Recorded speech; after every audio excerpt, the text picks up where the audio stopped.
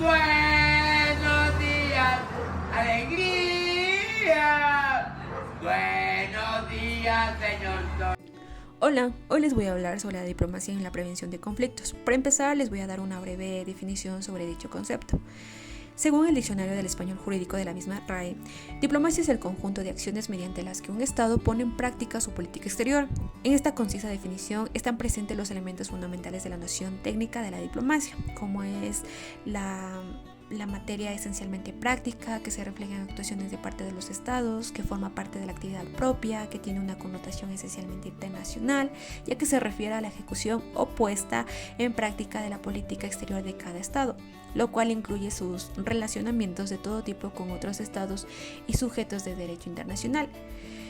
La diplomacia preventiva se identifica también más como una forma de prevención operativa de conflictos que de prevención estructural de no conflictos.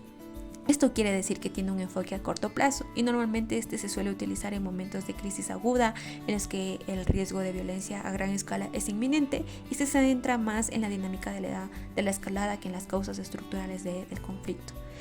Si esto es exitoso, puede llegar a impedir también el estallido de una violencia a gran escala y ayuda a crear un espacio político que permita realizar reformas estructurales para conseguir una resiliencia al conflicto más duradero. No obstante, si no se consiguen abordar las causas estructurales del conflicto, los resultados obtenidos por la diplomacia preventiva puede verse comprometido a medio y largo plazo. Listo. Ahora nos vamos con los tipos de diplomacia. Para empezar tenemos la diplomacia ADHOC. Esto es lo que apunta a lo que suele llamarse nuevas formas de diplomacia, en particular la que se desarrolla por intermedio de misiones especiales y de intercambios directos entre altas autoridades de los estados, o diplomacia de alto nivel. En segundo lugar tenemos la diplomacia científica, que esto es según la definición más extendida, es el conjunto de acciones de cooperación y colaboración a nivel bilateral y multilateral que tienen como fin de promoción de la investigación científica.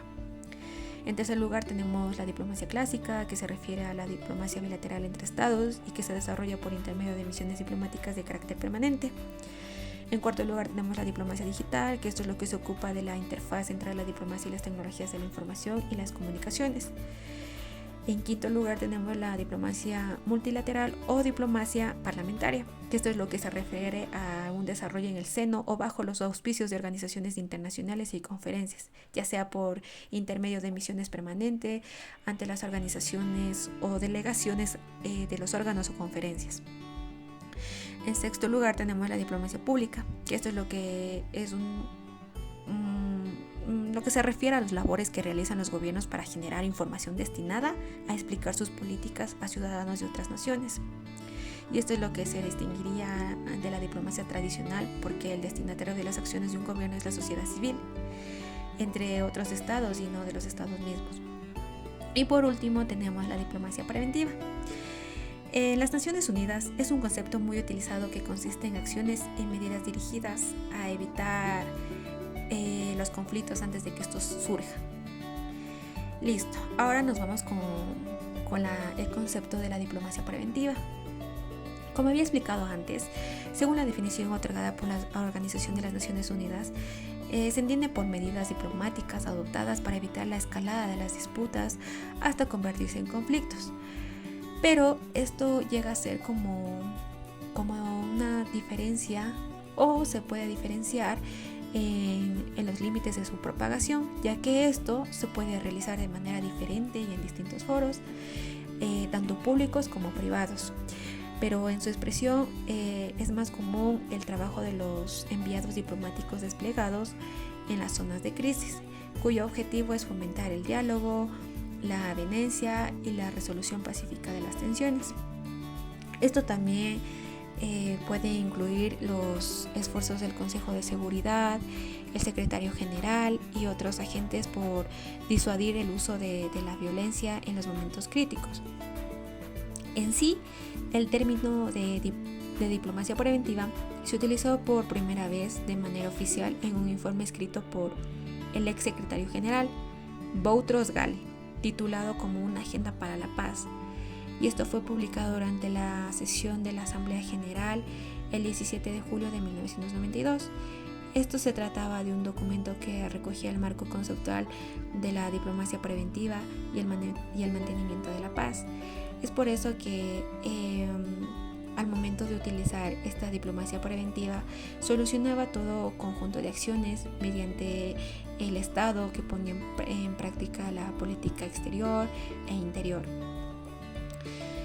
Listo, ahora nos vamos con los factores de éxito de la diplomacia preventiva.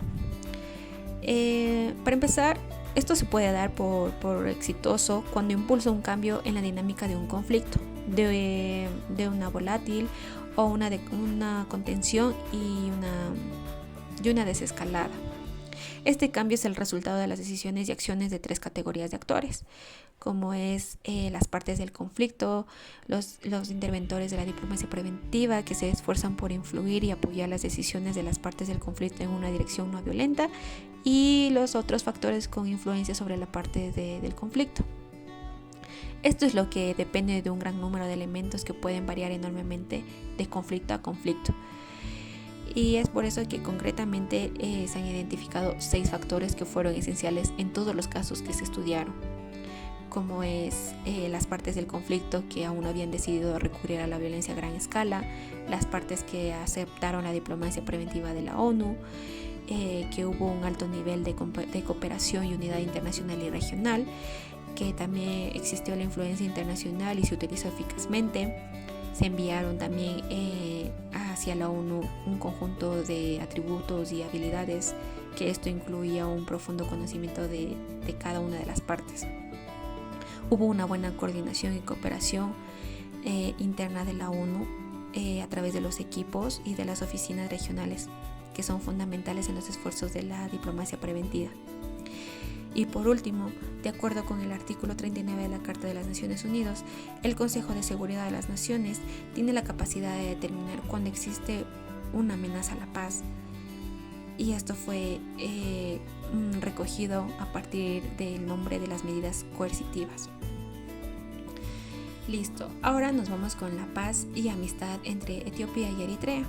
Para empezar, el 9 de julio del 2018, Etiopía y Eritrea firmaron una histórica declaración conjunta de paz y amistad como señal de compromiso para avanzar la situación de un punto muerto. Dicho acuerdo había puesto fin a la contienda bélica más importante desde el Cuerno de África, ocurrida entre 1998 y el año 2000 entre ambos países. Sin embargo, el acuerdo no tuvo efectividad plena en la práctica y derivó en la situación de esterilidad mencionada. El nuevo acuerdo fue posible en su mayor medida gracias a la nueva dinámica política que implementaba a partir de la elección del primer ministro etíope, y que fue dicha dinámica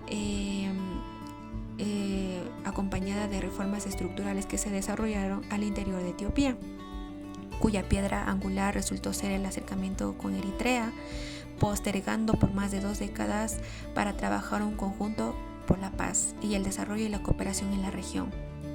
En esta misma dirección se concretó el postergado encuentro con los presidentes desde 1991, que dejó como corolario medidas significativas en el terreno que se analizaron en la presente investigación. Y esto fue muy favorable para el acercamiento fructífero, y tras haber acercado los antecedentes históricos entre ambos países, siguieron con el término de una guerra fronteriza. Y esto fue lo que hizo un panorama de fondo para un nuevo capítulo de paz iniciado en el 2018. Listo. Ahora vamos a hablar sobre la conflagración, acuerdo de paz y delimitación fronteriza fallida.